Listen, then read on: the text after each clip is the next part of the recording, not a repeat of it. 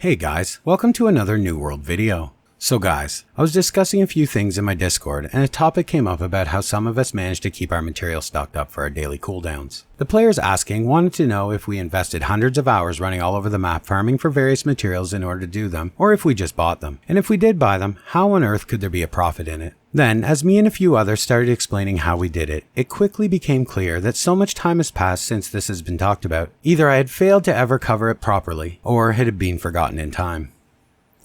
So in this video, I just wanted to briefly share how I farm all my daily cooldown materials, and how I do it simply farming 3 raw materials, without buying anything. And on top of that, how I also use this method to make some bonus coin on the side as I do it. So let's get into it. So, just to briefly explain for the newer players, in order to do your daily cooldowns, you need 50 of each tier 5 material, orichalcum, ironwood planks, infused leather, all of them. And as you know, stuff like ironwood or orichalcum can be a real pain to farm. There are very few nodes and there is always a ton of competition around them. So the common comment I get whenever I mention to be sure to do your daily cooldowns is always the same. I don't have time to run all over the map gathering enough materials in order to keep up with them on a day-to-day basis. So how can I do them? Well, what I want to show you today is how I do it. And it's actually quite simple. So what I do is I take 1 day a week. This will be my farming day. It's different every week and depends on how much time I have that particular day to farm. And then I focus on farming fibers. All 3 of them. I begin with regular fiber, of course. And there are some great spots where not many farm, especially in Brimstone. People tend to stick to the common places from the old map. Like here for example. Or here. But the trick is mainly to find some place that you like and just farm. Go for about an hour and get as many as you can. Then, next once I'm stocked up on fiber, I head out for silk threads. These are the most tricky, but still not so bad, and I chill and farm a nice supply of these usually while watching Netflix. Again, try to spend at least an hour. Some of my favorite spots will appear on the screen now, because I know people have mentioned that finding silk fiber can be a pain.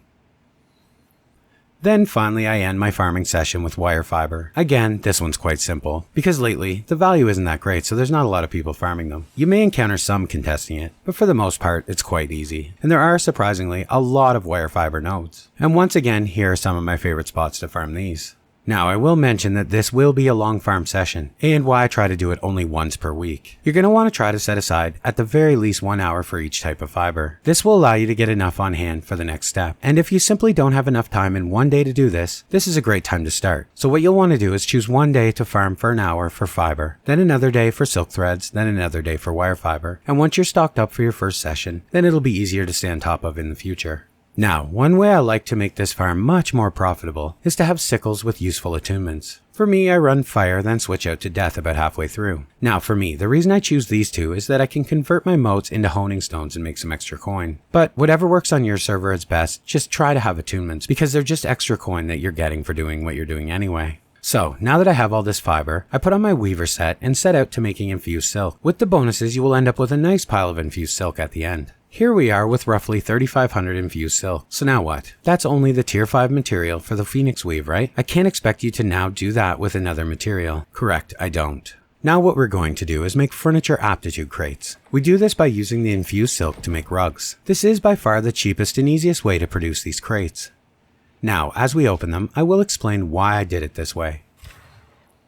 First, furniture aptitude crates provide you with all the trophy materials, which nowadays are not worth what they once were, but still can be quite useful if you're missing any trophies. Or they still can be sold for some nice coin, if you get the right ones that is. Also, you will get recipes and a good chance at the gold and steel storage chest pattern, which will be an easy 200k coin right there. However, all these bonuses do sound nice, but they aren't the reason why we're doing it. And likely watching this, you have already put this together. But if you haven't, it's because furniture crates are unique. They are the only aptitude crates that give all of the potential tier 5 materials.